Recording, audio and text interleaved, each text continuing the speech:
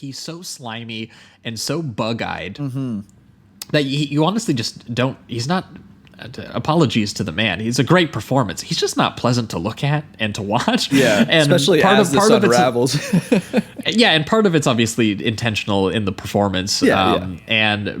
But my favorite aspect of this, because as he escapes the cab, so he's had a situation where he wanted to kill the girls in the diner, he wanted to kill the girls in the cab, and he can't, he can't actually make what he wants to do a reality yet until he finds himself in the suburb, and he finds this house, and it's to him, it's like, it seems desolate. He wasn't sure if anybody lived there. And from here on out, which I didn't actually pay attention to exactly where it occurs in the movie, it is basically one real-time set piece. Yep. Yeah. From this house. And he's immediately thinking, wow, this house is so great for killing. There's like no neighbors nearby. The camera, once again, moving with his thought process, like observing the walls and the windows, including this part where he breaks the glass to get in, which, by the way, real glass, which is why it looks so kind of clumsy, which is, and kind of like authentic, which again makes it feel that much more sort of physically kind of scary and dangerous that he, when he breaks his way in. There's another detail that they do when we'll get to the tunnel scene that is also contributes to kind of like the authenticness, which again makes it just that much more off-putting. There's something really like, just speaking on authenticness, it's there's something really off-putting about the sound design too in this. Like when he's walking around, they do, I believe anyway, like really loud ADR on like every single footstep he takes, and even when he breaks the glass, it feels like it's kind of like this faker or just larger than life sound, and then it gets into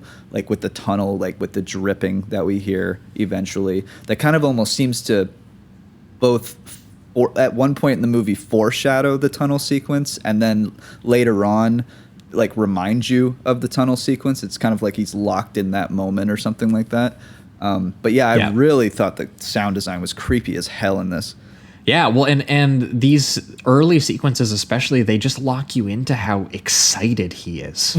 And in his monologue, he's like, I can't even take it much longer. Like the waiting, like I can't wait for more people to be here. Like he runs into a disabled man in a wheelchair who thinks he's his dad, which is very sad detail. And it's freaky too, because he kind of gives the family a little warning that someone's in the house, but they just, they think of him like he's just seeing his dad because he's I believe he's a disabled man. So they're just like, okay, he's probably just thinking that his dad is still here. And he's in a wheelchair as well. Yeah, and so, but then we cut to like, the people walking around the house, and he's just hiding in a room and trying to stay still while the dog is because like barking at him. A grandmother arrives with the daughter, and also an amazing, just total digression, wiener dog, one of the best screen wiener dogs I've ever seen in my life. Agreed. And the dog also doesn't die. Yeah, which is kind of in nuts. fact, it almost seems probably like the most he wants surprising to part. Take him along the ride a little bit. He's at a certain point after the dog kind of saves the day a little bit. He kind of calls the cops over. Yeah, a little bit, calls attention. Yeah, it's very funny. I did find it very funny when, and we'll get to the details, but when he eventually puts all the bodies like into the trunk and he's traveling, the dog is just in the back seat, just like, all right, where are we going? Where are we headed? I find that very funny that he ended up being a friend to the dog in some sense.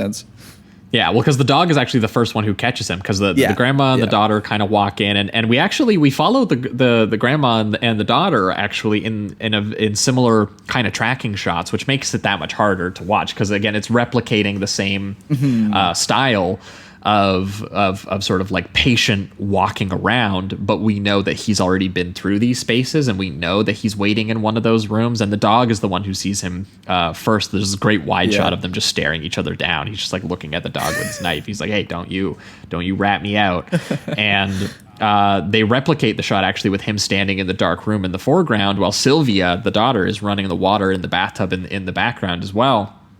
And then he basically decides, okay, like now's his moment. The whole family's in the house. I can break out. It is time. And it's so crazy because logistically, what he's doing is he's trying to tackle this family down and tie them up. And once again, this film is just so ugly in its focus on how arduous and like senseless all of this is. Yeah. Like the focus of this is like his sweat and his saliva while he like drags a body across a carpet, or like when he decides to very clumsily charge tackle like a defenseless disabled man. We're like, dude, yeah, it's so pathetic, and it's so intentionally like unpleasant and uncomfortable to watch. Yep.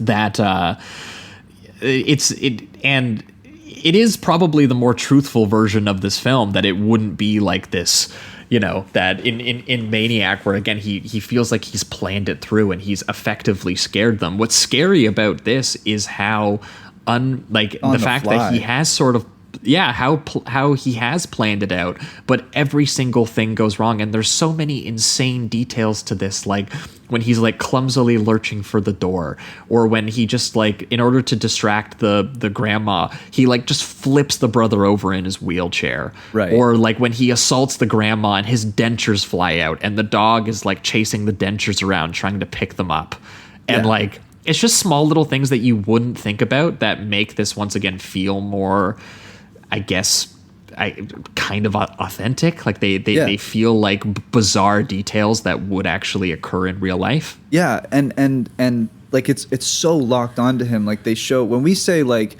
you know, he's dragging a body, for instance, it's not something where they're just dishing you the information that you would require to know that he's getting one place.